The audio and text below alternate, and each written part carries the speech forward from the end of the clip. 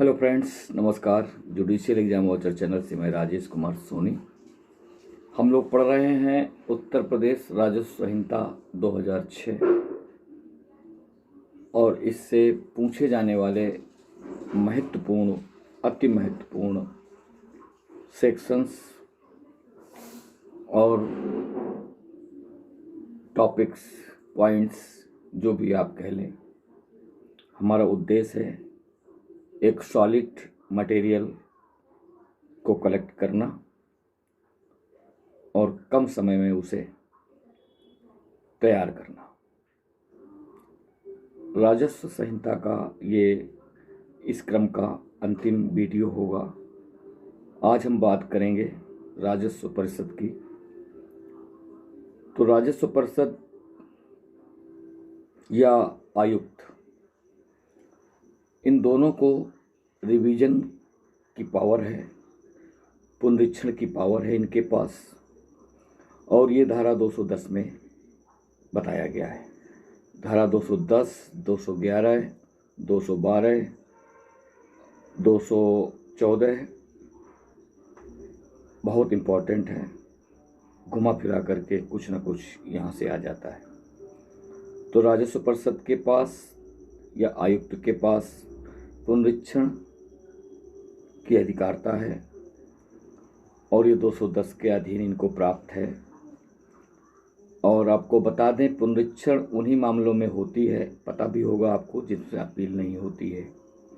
और पुनरीक्षण कहीं पर भी हो, उसका एक ही आधार है, और उसका आधार है कि अधीनस्थ न्यायालय ने अधिकारता संबंधित त्रुटि की हो, तभी पुनरीक्षण होता है।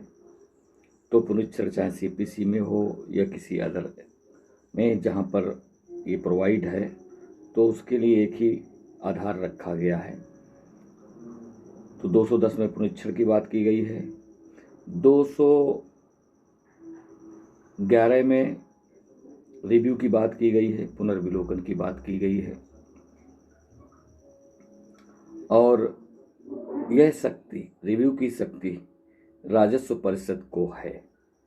धारा 211 में राजस्व परिषद लिखा गया है, लेकिन धारा 210 में राजस्व परिषद या आयुक्त ये लिखा गया है। तो वहाँ पर राजस्व परिषद को या आयुक्त को पुनरीक्षण की पावर है।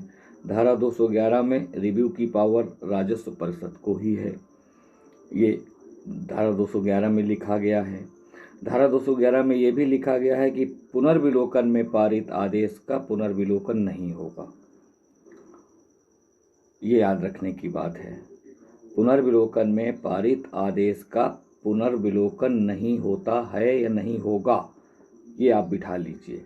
ऐसे ही उल्टे सीधे पूछे जाते हैं। और दोनों के लिए जो परिसीमा तय की गई है वो 60 दिन की तय की गई है। 60 दिन की अवधि तक ये लिखा गया है, तो 60वां दिन भी इसमें काउंट होगा। तो दोनों को आप रिवीजन डालें या रिव्यू डालें, 60 दिन की अवधि तक आपको करना होगा। रिवीजन के लिए आप 2 फोरम राजस्व परिषद या आयुक्त के पास जा सकते हैं, लेकिन रिव्यू के लिए आपको राजस्व परिषद ही जाना होगा। अब बात आती है कि मामले के अंतरण करने की शक्ति, धारा 212, ये आपको याद रखना है। इसमें जो अंतरण की पावर है, अंतरण की शक्ति है, वो राजस्व परिषद के पास, आयुक्त के पास या कलेक्टर या उपखंड अधिकारी, ये 4 लोगों के पास पावर है। धारा 212 में लिखा गया है, मामले को अंतरित करने की शक्ति राजस्व परिषद, आयुक्त या कलेक्टर या उपखंड अधिकारी के पास है, को प्राप्त है। तो धारा 212, तो धारा 210, 211, 212 याद रखना है। धारा 210 पुनरीक्षण को लेकर के बात करती है। धारा 211 पुनर्विलोकन को लेकर बात करती है। धारा 212 अंतरण की शक्ति की बात करती है। पुनर्विलोकन और रिव्यू के लिए परिसीमा अवधि 60 दिन की अवधि दी गई है, 60 दिन तक की बात की गई है। ठीक है, तो ये आपको बिल्कुल दिमाग में बैठा होना चाहिए, क्योंकि यहीं पर कन्फ्यूजन कर देंगे।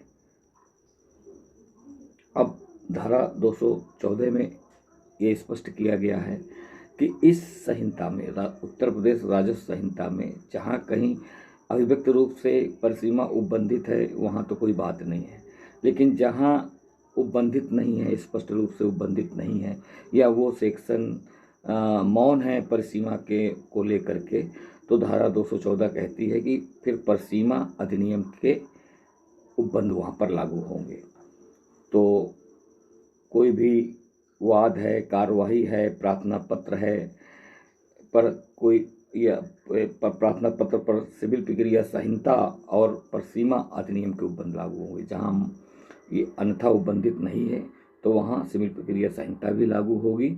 अगर कोई प्रक्रिया इसमें नहीं दी गई है अव्यक्त रूप से, और परिसीमा भी अव्यक्त रूप से नहीं दी गई है, या वो सेक्शन पर्टिकुलर सेक्शन साइलेंट है, तो परिसीमा अधिनियम के उपबंध लागू होंगे। तो धारा 214 याद रखिएगा। पूछा जाता है कि परिसीमा अधिनियम के उपबंध लागू होंगे जहाँ कहीं अन्यथा उपबंधित नहीं है, सेक्शन पूछ दिया गया। तो धारा 214 में दोनों बातें कही गई हैं, सिविल प्रक्रिया संहिता के भी उपबंध लागू होंगे और परिसीमा अधिनियम के उपबंध भी लागू होंगे। तो धारा 210, 211, 212 और 214 एकदम लाइन से तैयार रहना चाहिए आपको। इसके बाद आपको धारा 223 भी याद रखनी पड़ेगी। उसमें ये कहा गया है कि इस संहिता के अंतर्गत कोई भी जुर्माना, शास्ति या मुआवजा, इस तरह की कोई भी चीज की वसूली के लिए भू राजस्व वसूली की प्रक्रिया का अनुपालन किया जाएगा, अनुसरण किया जाएगा। हम इसको ऐसे कह सकते हैं कि जुर्माना, शास्ति या मुआवजा इस प्रकार वसूला जाएगा मानो कि वो भू राजस्व वसूला जा रहा है, या ये मान लिया जाएगा कि उस पर भू राजस्व ही बकाया है और वही प्रक्रिया अपना करके वो जुर्माना, शास्ति, मुआवजा वसूला जाएगा। तो धारा 223 में ये बताया गया है कि भू राजस्व मान करके ही मुआवजे, जुर्माने, शास्ति को वसूला जाएगा। अब इसमें कैविएट की भी व्यवस्था की गई है। तो धारा 225B याद रखना है।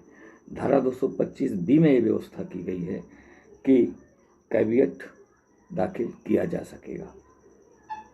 तो कैविएट को आप सिविल में पढ़ चुके हैं। ये छोटी छोटी बातें थी जो बहुत इम्पोर्टेंट हैं, और ये बातें अगर आपके दिमाग में बैठी हैं तो आप कर ले जाएंगे। एक दो बातें और हैं इम्पोर्टेंट, वो ये कि यदि कोई व्यक्ति गांव की सार्वजनिक सड़क पर, चक्रोड कहते हैं जिसे, पथ कहते हैं जिसे, या गांव की कोई सामान्य भूमि है उस पर अतिक्रमण करता है, या सार्वजनिक जगहों के उपयोग में बाधा पहुंचाता है, तो वह जुर्माने का दायी होगा। और ये जुर्माना 1,000 रुपये से कम नहीं होगा और 10,000 रुपये से अधिक नहीं होगा। तो ये जुर्माने की रकम आपको याद रखनी है, यहाँ ये पूछा जा सकता है। तो 1,000 रुपये से कम नहीं होगा। कभी कभी वो ऐसे पूछ सकता है कि 10,000 की बात ही नहीं करेगा, 1,000 रुपये तक हो सकता है, 1,000 रुपये से कम हो सकता है, 1,000 रुपये से अधिक हो सकता है। साइकोलॉजिकली कुछ भी वो 4 अल्टरनेट आपको देगा, आपको समझना है। तो गांव के चक्रोट, पथ, सामान्य भूमि, सार्वजनिक भूमि में अतिक्रमण करता है या उसके उपयोग में बाधा पहुंचाता है, तो ऐसे व्यक्ति पर जुर्माना लगाया जाएगा, और ऐसा जुर्माना 1,000 रुपये से कम का नहीं होगा, बिल्कुल भी स्पष्ट कर दिया है कोर्ट में, और 10,000 रुपये से अधिक नहीं होगा।